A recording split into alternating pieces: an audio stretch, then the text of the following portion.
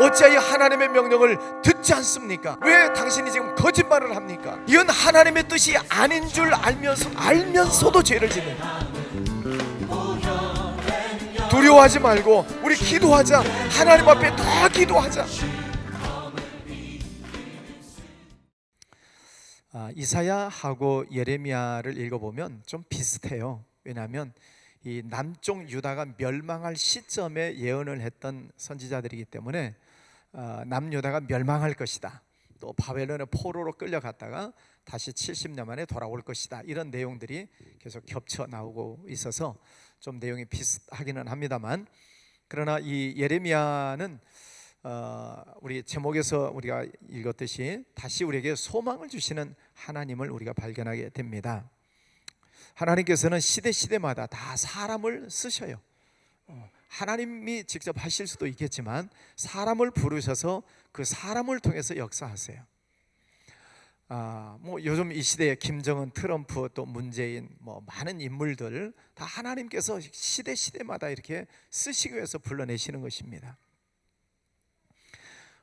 유대 민족이 멸망하기 전에 이사야, 우리가 어제 봤던 이사야도 하나님이 부르셔서 한 시대의 말씀을 전하게 하시고, 또 그 이사야의 말을 그렇게 복음을 전해도 듣지 않으니까 이번에 또 예레미야를 또 보내주셔서 예레미야는 눈물을 흘리면서 하나님의 말씀을 전하고 있죠. 왜냐하면 예레미야는 환상을 많이 보는데 그 환상 속에서 하나님께서 장차 이 나라를 어떻게 하실 것인가를 계속 보는 거예요. 물론 이제 에스겔도 환상을 많이 봅니다만은, 그러니까 장차 이 나라가 어떻게 될 것인가를 알고 있기 때문에 오늘 하나님의 말씀을 전하면서 계속 안타까워하는 겁니다.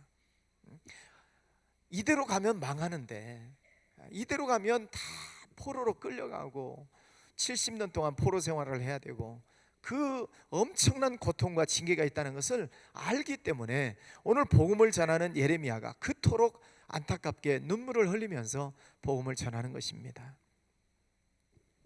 자, 소망을 주신 하나님이신데 오늘 하나님께서 예레미야를 불러내시고 있습니다.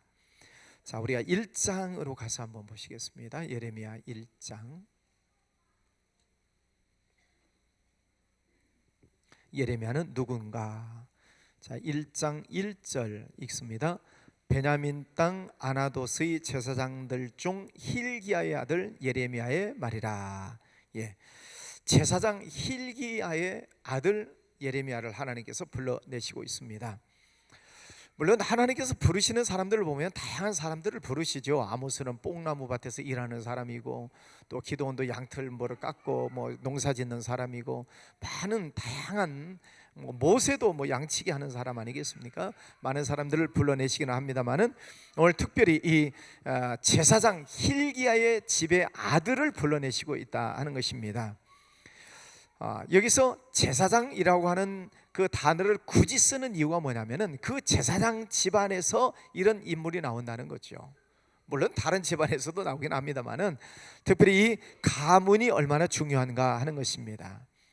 그래서 구약 성경 말씀에서는 이방인과 자녀들이 결혼하지 못하도록 돼 있어요. 율법이 그렇게 돼 있어요. 이방인들하고는 결혼을 못하게. 왜냐하면 그 유대인으로서 성면의 혈통을, 순수 혈통을 이어가라는 것입니다. 자폰을 하게 되면, 이방인들 자녀들과 이렇게 자폰을 하게 되면 우상이 따라 들어오기 때문에 하나님께서는 이방인과의 결혼을 금지시키시죠. 특별히 제사장들은 이방인들과는 결혼을 할 수 없도록 그렇게 말씀을 하시고 있습니다. 영적으로 성결해야 된다는 것입니다. 부모님의 신앙이 자녀들에게 얼마나 중요한가 하는 것을 가르쳐주고 있습니다. 오늘 제사장 가문 힐기야의 집안에서 하나님이 쓰시는 위대한 인물인 예레미야가 등장하고 있는 모습을 보게 됩니다. 그래서 부모님의 신앙이 참 중요하다, 그 부모님의 신앙 밑에서 이런 위대한 인물들이 나오게 되는 것을 보게 됩니다. 우리 성도님들이 열심히 주님을 섬기시고 또 충성하고 헌신하시기를 바랍니다. 그런 모습 속에서 자녀들이 그런 부모님의 모습을 보고 신앙을 잘 본받아 가게 되는 것이죠. 또 중요한 게 있다면, 부모님께서 아무리 축복의 문을 열어줘도 자녀들이 축복받을 준비가 안 돼 있으면 또 못 받아요. 그러니까 안타깝게도 사무엘이라고 하는 아주 유명한 위대한 인물이 나오잖아요. 근데 그 자식들이 또 엉망이에요. 엘리라고 하는 대제사장 또 자식들이 엉망이에요. 그러니까 참 아이러니하기는 합니다만은 어쨌든 이 부모님의 신앙 속에서 축복의 문을 활짝 열어놓으면 또 자녀들이 신앙의 유업을 잘 이어받아야 부모님 대를 타고 내려오는 축복이 임하게 되는데, 부모님이 안 열어줘서 못 받는 가정도 있고, 또 부모님은 열어놨지만 자식이 준비가 안 돼서 못 받는 가정도 있고, 그런 것을 볼 때 오늘 이 제사장의 가문은 제사장 가문 속에서 복이 타고 내려오고 있고, 거기에서 또 예레미야가 하나님의 사명을 받고 쓰임받고 있는 것을 보게 됩니다. 그래서 여러분 자녀들을 위해서도 기도를 참 많이 하셔야 됩니다. 그래서 여러분의 자녀들이 여러분보다 더 신앙생활을 잘할 수 있도록 기도하시고 늘 격려하시고, 제가 지난번에도 첫 번째 주에 말씀드렸는데 참 그게 안타까워요. 우리 애들이 교회 가기 싫어 그러면은 그래 나중에 가라. 이게 참 굉장히 참 안타까운 일이에요. 이게 중고등학교 때 잠이 많기는 많지요. 그래서 9시에 못 일어나는 거예요. 9시 예배를 가야 되는데 못 일어나. 8시 반에 최소한 8시 반에는 일어나야 되는데 애들이 못 일어나는 거예요. 그러면 엄마 아빠들이 불쌍해서 안 깨워요. 그게 이제 한 번, 두 번 습관이 되다 보니까 교회 안 나가버리는 것입니다. 왜? 잘하는 거죠. 이렇게 해서 자녀들에게 어떻게 신앙을 물려줄 수 있을까? 네가 나중에 커서 네 발로 걸어가라? 사탄이 가만 안 놔두죠. 우리의 영적인 세계의 원리를 우리가 알면은 사탄의 밥이 되도록 내버려 두는 것입니다. 그래서 이 유대인들은 자녀 교육을 시킬 때 계속 신명기에서 말씀하시는 6장에서 일어날 때든지 길에 갈 때든지 집에 누웠을 때든지 일어날 때든지 언제든지 하나님의 말씀을 가르쳐 이마에 붙여놓고 손목에 메고 문설주에 붙여놓고 계속 하나님의 말씀을 외우게 만들어요. 정통 유대인들이 지금도 뭐 신앙생활 잘한 건 아니지만 어쨌든 그들에게서 우리가 배워야 될 점이 있다면은 자녀들에게 말씀을 잘 전수시키는 거예요. 그래서 유대인들의 지금도 정통 유대인들의 학교에서는 오전 내내 율법을 가르친다고 하잖아요. 제가 뭐 가본 적은 없지만 하여튼 책에 그렇게 돼 있어요. 지금도 오전 내내 율법을 가르쳐 외우게 만들고, 그리고 오후에 학과 교육을 시키고, 그러는 애들 중에서 노벨상을 받는 사람들이 30%가 나오는 것입니다.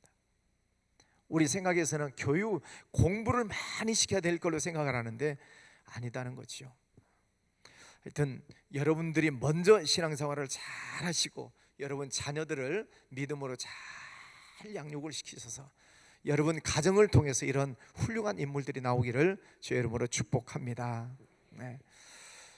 두 번째는 하나님께서 그 아들에게 사명을 주셔요.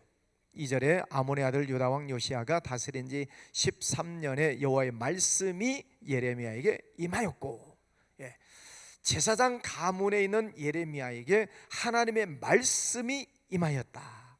사명을 주시는 것입니다. 에베소서 4장 말씀에도 보면은 하나님께서 어떤 사람들을 부르셔서 다 쓰시는데, 어떤 사람은 사도로, 어떤 사람은 선지자로, 어떤 사람은 교사로, 어떤 사람은 목사로, 또 봉사자로 하나님께서 다 불러내셔서 사명을 주셔요. 꼭 목사로만 아니라 여러 가지 직분을 주셔서 하나님의 일을 하게 하십니다. 자, 그러면 하나님께서는 여러분도 부르셔서 여러분도 사명을 하나님이 주시기를 원하셔요. 말씀이 임하였다, 사명이 임했다는 말이죠. 그러면 하나님께서 여러분을 부르실 때 여러분 속에 어떤 느낌, 어떤 반응이 있는가? 하나님이 나를 부르셨다라고 할 때 어떻게 알 수 있는가? 하나님께서 나를 부르시고 소명을 주실 때 내 마음이 말씀을 들을 때 혹은 기도할 때 묵상할 때 내 마음이 갑자기 뜨거워지는 때가 있어요. 말씀을 받는데 뜨거워져요. 마치 엠마오로 가던 그 두 제자가 부활 후에 예수님이 나타나셔서 말씀을 풀어주실 때 그때 우리 마음이 뜨겁지 아니하더냐 그러잖아요. 그래서 하나님의 말씀을 들을 때 혹은 성령께서 역사하실 때 우리 마음이 갑자기 뜨거워지는 때가 있어요. 내가 이렇게 살아야 되겠구나, 이게 하나님이 내게 주신 말씀이구나 하고 마음이 뜨거워져요. 그리고 그 말씀을 붙들고 그때부터는 품고 열심히 기도하기 시작하는 것입니다. 열심히 품고 기도할 때 또 이제부터는 무슨 일들이 생기느냐면, 하나님께서 나에게 어떤 봉사의 사명, 어떤 선지자, 목사 뭐 다 나오잖아요. 교사도 있고. 그러니까 여러분이 가지고 있는 어떤 직분에 대해서 하나님이 특별한 사명을 주셨을 때 이제부터는 자꾸 그 일이 내 눈에 들어와요. 그 일이 내 눈에 자꾸 보이고 또 자꾸 그 일이 들리고, 이제 모든 일들이 그 하나님이 내게 주신 사명에 관한 일들이 자꾸 보이게 돼 있어요. 자꾸 눈에 띄고 들리고. 그러면서 내 마음속에 확신이 들어오기 시작합니다. 아, 이게 하나님께서 내게 주신 사명이 분명하구나. 또 한 걸음 더 나아가면은 그 일을 하는 사람들을 자꾸 만나게 하셔요. 그래서 그 일에 대해서 이야기를 나누고 서로 정보를 교환을 하게 하고, 그러면서 그 사명을 가지고 사명을 감당하게 하시는 것입니다. 이게 하나님께서 어떤 사람을 부르실 때 그 사람 속에 주시는, 자기가 알도록 느낌을 주시는 거예요. 이것을 성령의 내적 조명이라고 그래요. 내적 조명. 성령께서 내 속에 주시는 것을 내가 알아요. 이게 내적 소명이라고 그래요. 자기가 알아요. 그리고 그 소명을 받으면 그때부터는 이제 또 많은 연단과 많은 훈련을 통과해서 그 사명을 감당하게 하십니다. 그래서 하나님의 일을 하게 하시죠. 오늘 말씀에도 보면 하나님께서 예레미야를 부르실 때 그렇게 말씀을 하시죠. 5절에 내가 너를 모태에 짓기 전에 너를 알았고 네가 배에서 나오기 전에 너를 성별하였고 너를 여러 나라의 선지자로 세웠노라. 하나님은 예레미야가 잉태되기 전에도 하나님은 이미 예레미야에 대한 계획을 세우셨다는 것입니다. 내가 모태에서 짓기 전에, 네가 잉태되기도 전부터 내가 너를 택했다. 에베소서 1장 말씀에도 보면 내가 너를 창세 전에 택했다, 이렇게 말씀을 하셔요. 자, 그러게 보면 우리가 이 세상에 태어나기 전에 하나님은 나에 대한 계획이 있으셨다는 거예요? 없으셨다는 거예요? 있으셨다는 거예요. 내가 태어나기도 전에. 누가복음 3장 말씀에 보면 나 위에는 부모님, 할아버지, 증조할아버지, 고조할아버지, 5대조, 6대조, 7대조 내 조상 계속 타고 올라가지요. 그리고 나면 누가복음 3장 맨 마지막 절에 보면 그 위에는 누가 있고요? 아담이 있고 그 위에는 하나님이시니라, 이렇게 돼 있어요. 그러니까 내가 이 세상에 태어나기도 전에 하나님은 아담을 통해서 후손 조상들을 통해서 나를 이 시대에 이 땅에 태어나게 하실 하나님의 계획이 창세 전에 있으셨다는 거예요. 믿습니까? 놀라운 하나님의 계획이에요.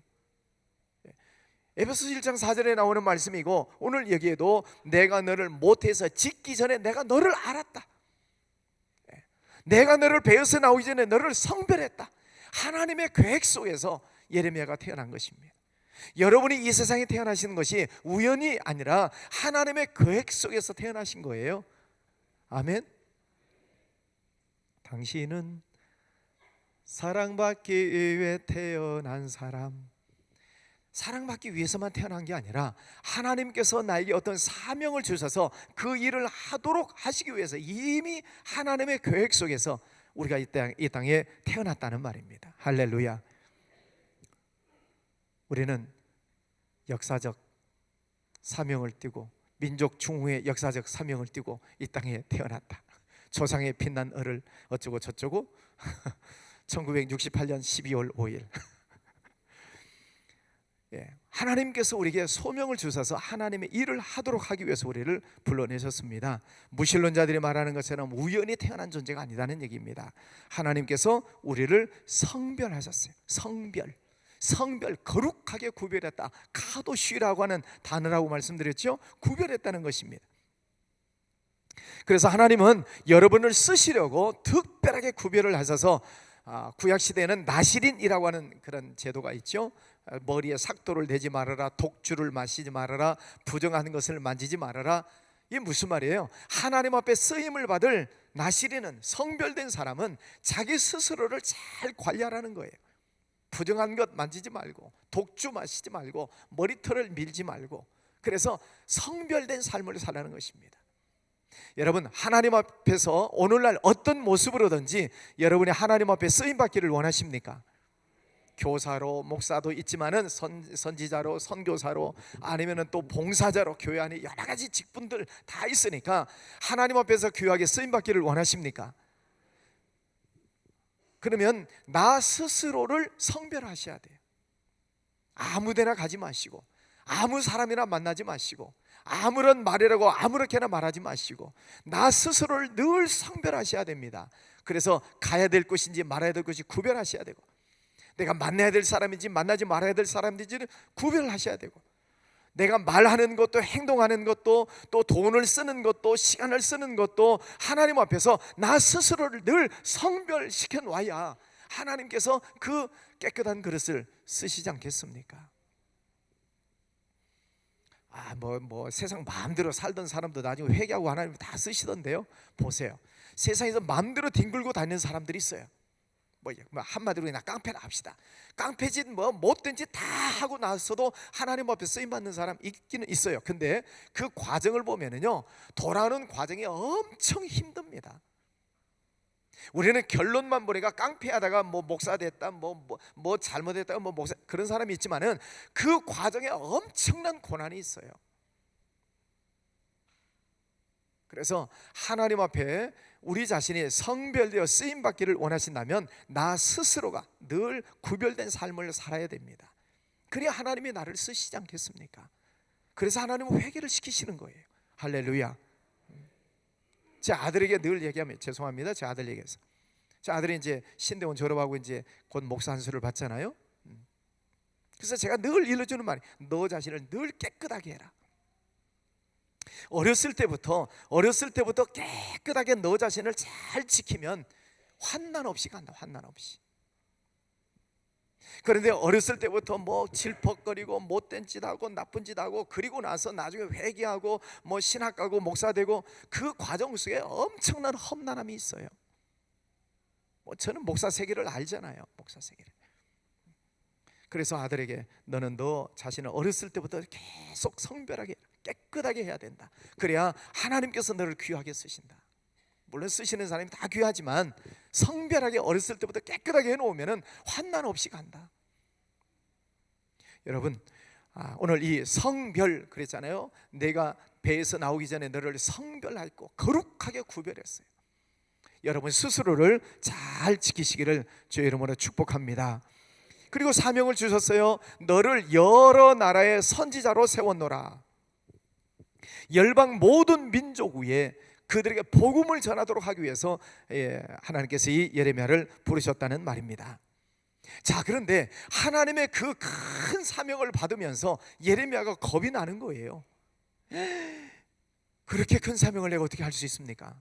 그래서 6절에 보면은 이르시되 내가 이르되 슬프도소이다 주 여호와여 보소서 나는 아이라 말할 줄을 알지 못하나이다.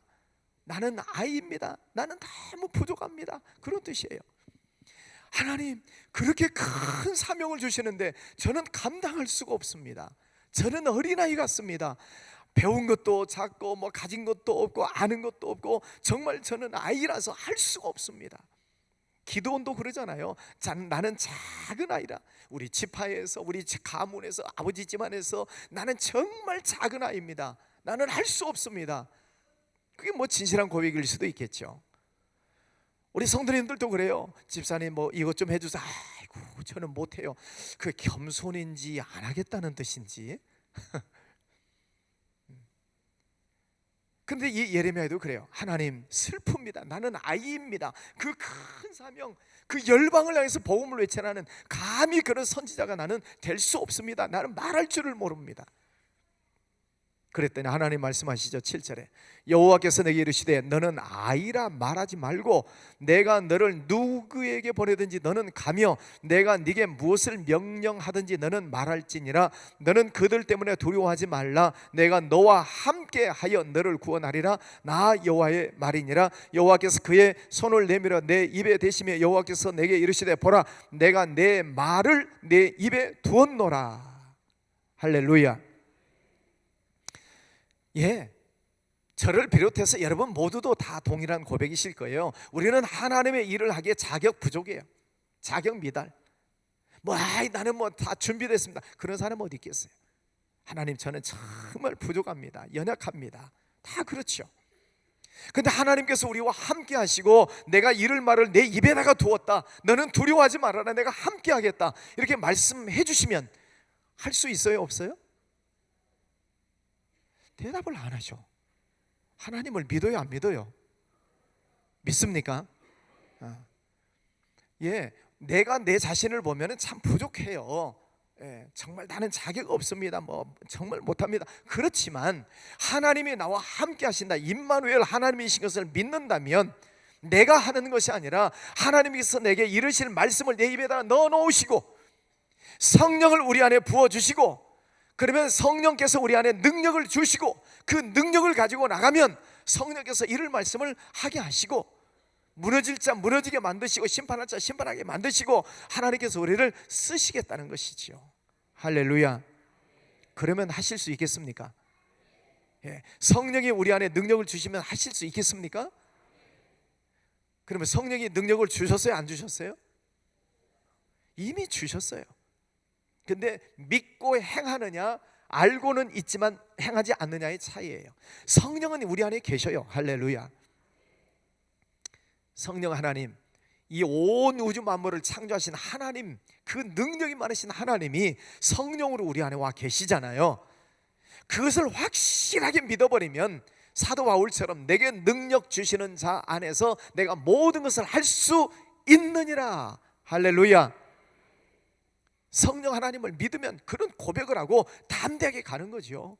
그러니까 사도 바울을 보세요. 성령 하나님이 자기 안에 계신 것을 믿으니까 어디든지 담대하게 가서, 뭐 죽을 고비도 많고 뭐 여러 가지 힘든 일들 많지만 막 직진하잖아요.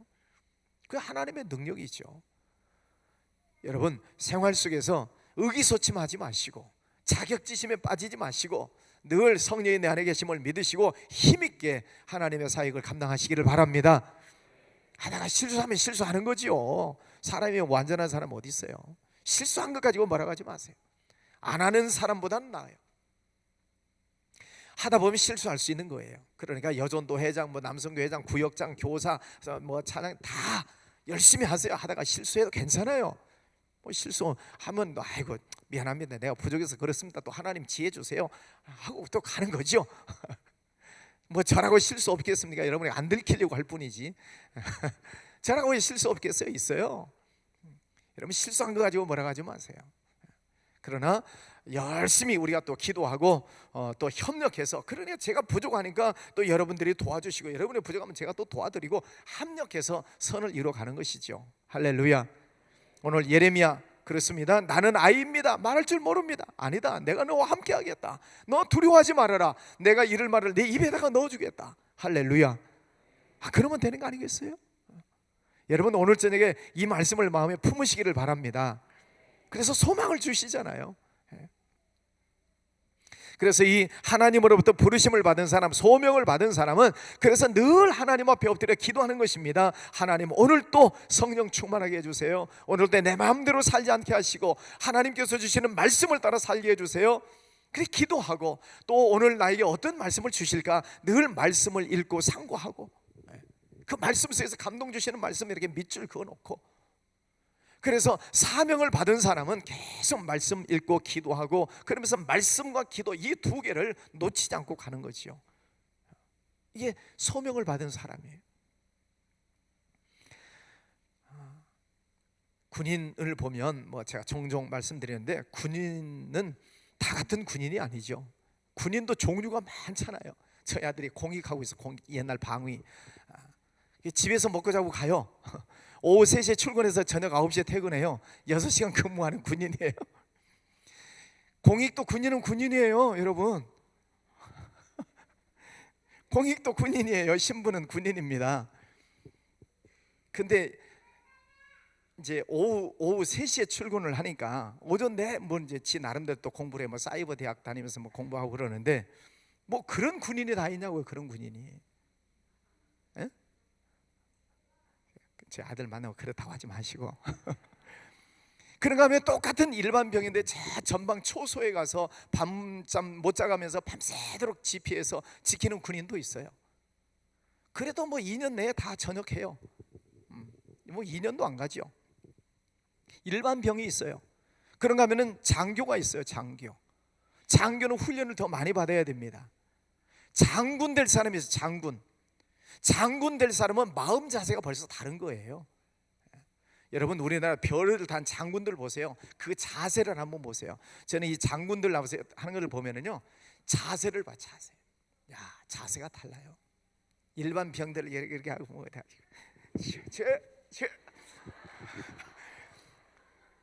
어디 장군이 그래요? 어디 장군이. 이제 제대 말년되면 그냥 일반 병이죠. 일반 병.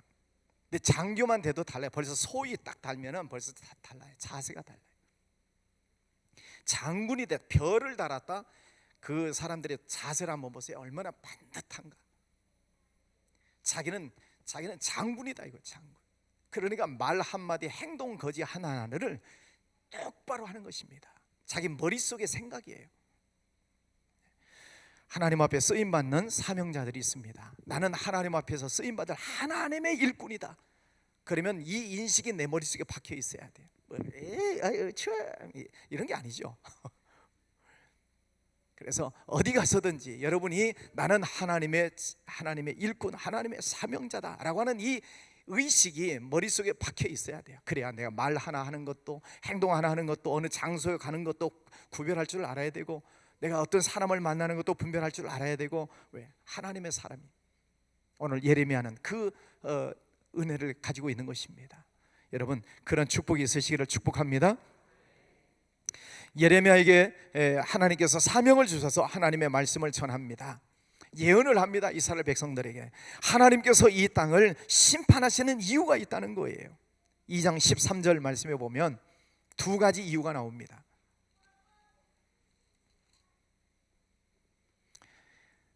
이 내 백성이 두 가지 악을 행하였나니 곧 그들이 생수에 근원되는 나를 버린 것과 생수의 근원 되신 하나님을 버렸다는 거예요.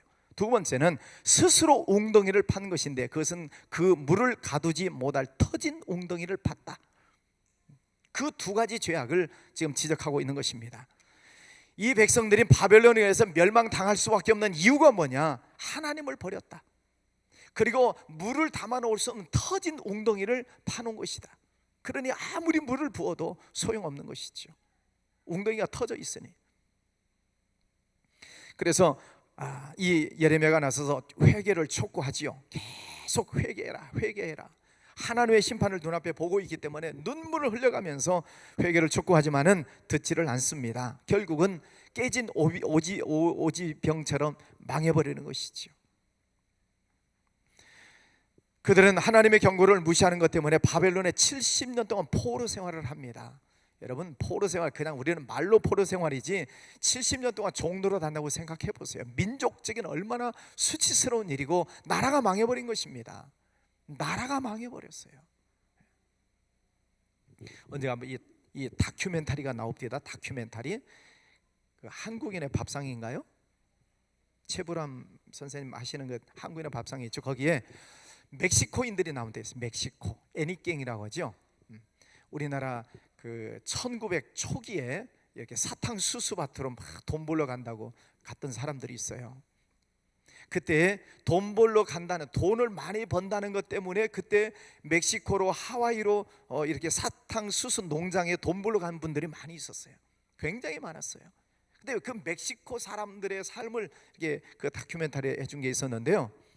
그들이 가서 열심히 일을 했습니다. 그래서 한국에 그때 우리 조선에 있는 것보다는 거기 가서 어쨌든 돈을 벌어요. 돈을 벌어서 4년 계약을 하고 가는데 돈을 어느 정도 벌어서 이제 가려고 보니까 나라가 망해버린 거예요. 한일합방이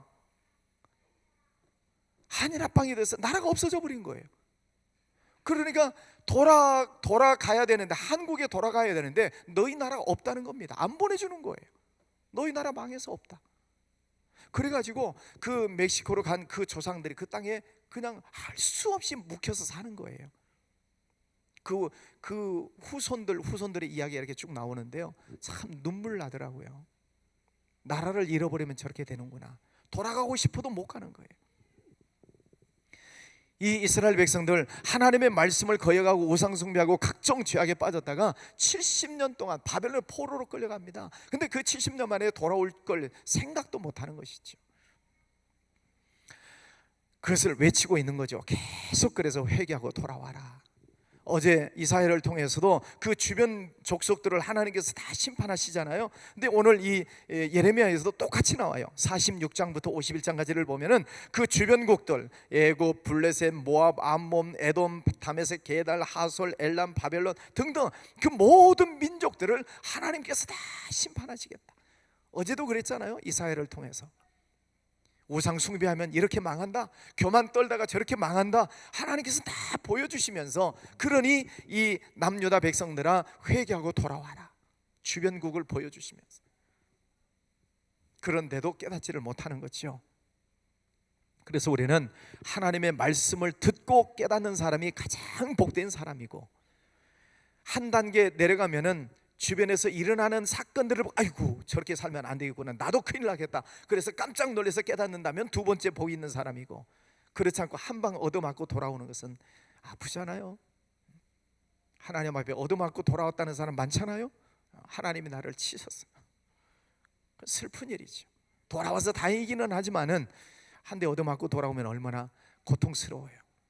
그래서 이 예레미야는 하나님께서 치시기 전에, 하나님이 치시는 것을 눈앞에 보고 있으니까 치시기 전에 돌아와라, 돌아와라, 회개하라, 그렇게 눈물을 흘리면서 전하고 있는 것입니다. 자, 그런데 이 예레미야를 통해서 하나님께서는 다시 소망을 주셔요. 그래서 소망을 주시는 하나님이신데 29장에서 33장까지 말씀을 보면은 하나님께서는 치시지만은 다시 싸매 주시고, 아프게 하지만은 다시 돌아오게 하시는, 낫게 하시는 아버지의 마음을 우리가 보게 됩니다. 결국은 이 예레미야가 그 하나님의 말씀을 전하다가 붙잡혀요. 그래서 감옥 안에 붙잡힌 시대 뜰에 갇혔어요. 감옥에 갇혔어요. 그래서 이제는 가서 말씀을 외쳐야 되는데 감옥에 갇혔으니 얼마나 답답하겠습니까? 그 답답해하고 있는 이 예레미야에게 하나님께서 나타나셔서 말씀하시죠. 그 유명한 말씀이잖아요. 이를 행하시는 여호와, 이를 지어서 성취하시는 여호와, 그 여호와께서 말씀하여 이르시기를 너는 내게 부르짖으라. 내가 너를 건지리니 네가 나를 영화롭게 하리라. 그 말씀이 아니고 너는 내게 부르짖으라. 내가 네게 응답하리니 네가 알지 못하는 크고 은밀한 일을 네게 보이리라. 할렐루야. 감옥에 갇혀서 안타까워하고 있는 이 예레미야에게 하나님께서 주시는 유명한 성구죠. 너는 내게 부르짖으라. 내가 네게 응답하겠고 네가 알지 못하는 크고 은밀한 일을 보이리라. 예레미야 33장 3절 그 앞에 2절 말씀을 보면 그 말씀이잖아요. 이를 행하시는 여호와, 그것을 만들며 성취하시는 여호와, 그의 이름을 여호와라 하는 이가 이같이 말씀하신다. 너는 내게 부르짖어라. 그래서 그 시대들 감옥 안에 갇혀 있으면서도 하나님의 말씀을 듣고 그 말씀을 붙들고 그 감옥에서 부르짖어 기도할 때 하나님께서는 그 백성에게 다시 소망의 말씀을 주시는 것입니다. 말씀을 정리합니다. 이 예레미야를 우리는 눈물의 선지자라고 말을 합니다. 하나님께서 장래일을 보여주시기 때문에 그 장래를 보고 있는 그 선지자가 말씀을 전하시는 그 속에 하나님의 복음이 있습니다. 여러분, 말씀을 들으실 때, 강단에서 선포되어지는 말씀을 여러분이 들으실 때 그 말씀 속에서 내게 주시는 말씀을 잘 받으셔야 돼요. 나 지금 하라는 것인가, 하지 말라는 것인가, 가라는 것인가, 서라는 것인가, 어떤 감동을 주시는가, 또 하나님께서 내게 어떤 사역에 대해서 마음의 뜨거움을 주시는가. 성령 하나님은 우리 안에 계시면서 계속 이것을 깨닫게 하신다고 그랬으니까 이것을 깨닫고 있으면은 하나님께서 우리의 삶을 인도하시고 하나님께서 여러분을 귀하게 쓰실 줄 믿습니다. 그래서 나는 내 자신을 늘 성결하게 잘 준비해 놓으시면 하나님께서는 반드시 여러분을 귀하게 쓰셔요. 그래서 하나님의 영광을 받아주실 줄 믿습니다. 오늘 기도하실 때에도 하나님, 나 자신을 나시린처럼 성별하게 생각하시고 나는 하나님의 쫄병이 아니라 하나님 나라의 장군이 되겠습니다. 그래서 큰 일을 감당하겠습니다. 나는 아이라서 할 줄 모르지만은 그러나 하나님께서 내게 능력 주시면 나는 할 수 있습니다. 그런 마음을 가지고 기도하시고, 또 여러분이 맡고 있는 직분, 또 내가 이런 일을 해야 되겠다는 사명, 뜨거운 마음을 주실 때 그것을 붙잡고 기도하십시오. 그러면 그 일을 이루게 하실 줄 믿습니다. 전도하는 것, 선교하는 것, 또 사업을 하시는 분들은 그 사업을 통해서 하나님 앞에 크게 쓰임을 받을 것을 위해서 기도하세요. 기도하세요. 그럼 하나님께서 은혜의 문, 축복의 문을 열어주셔서 크게 하나님께서 쓰시리라 믿습니다. 제가 기도하겠습니다.